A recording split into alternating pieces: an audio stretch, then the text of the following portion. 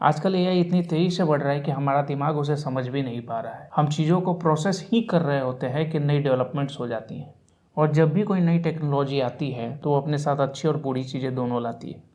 For example, अभी हाल ही में internet पर कई ट्रेंड्स वायरल हुए। अपनी फ़ोटोज़ डालो और एआई आपकी 3D अवतार बना के देगा, या फिर आप अपना फ़ोटो अपलोड करो, एआई आपका ड्रेस बदल देगा।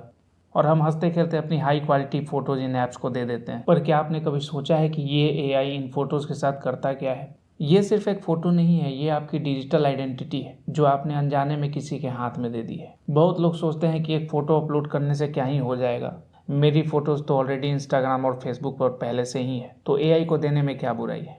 देखो, हमें एक बात समझनी पड़ेगी कि यहाँ एक बहुत बड़ा टेक्निकल फ़र्क है। जब आप इंस्टाग्राम पर फ़ोटो डालते हो तो वो कंप्रेस हो जाती है, मतलब उसकी क्वालिटी कम हो जाती है। लेकिन जब आप किसी एआई मॉडल को डायरेक्ट फ़ोटो देते हो तो वो हाई रिजोल्यूशन में ही अपलोड होती है। उसमें आपके फेस के पोर्स, छोटे निशान और यहाँ तक कि आपकी स्किन का टेक्सचर भी एआई के पास चला जाता है। जब आप किसी एआई ऐप को अलग अलग एंगल से फ़ोटो देते हो तो आप अनजाने में अपने फेस के बारीक डिटेल्स को भी एक्सपोज कर देते हो। एक बार एआई के पास आपके फेस की ज्योमेट्री आ गई तो वो आपका ऐसा डीप फेक बना सकता है जो बैंक के फेशियल रिकॉग्निशन सिस्टम तक को धोखा दे सके।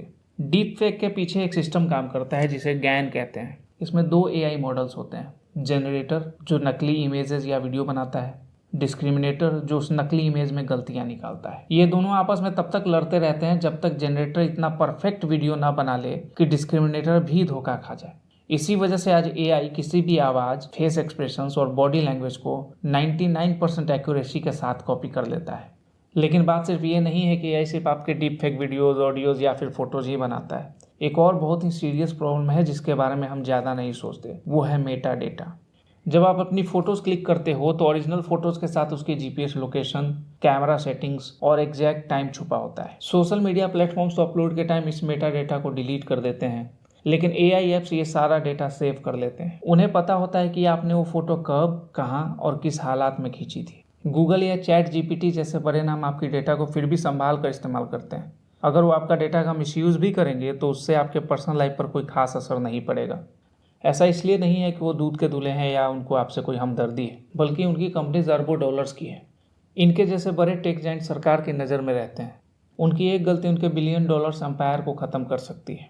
हमें असली खतरा उन प्राइवेट एआई मॉडल्स से हैं जो ओपन सोर्स हैं या किसी के पर्सनल सर्वर पर चल रहे हैं। ये मॉडल्स बिना किसी सेफ्टी फिल्टर के काम करते हैं।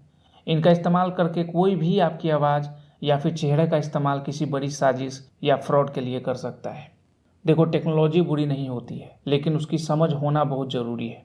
इंडियन सोसाइटी में प्राइवेसी को अक्सर हल्के में ले लिया जाता है, लेकिन डिजिटल वर्ल्ड में आपका चेहरा ही आपकी असली चाबी है। इसे संभाल कर रखिए। अगर आपको ये वीडियो इन्फॉर्मेटिव लगे तो इसे शेयर ज़रूर करें और द मोहन डॉक्ट्रिन को सब्सक्राइब करें।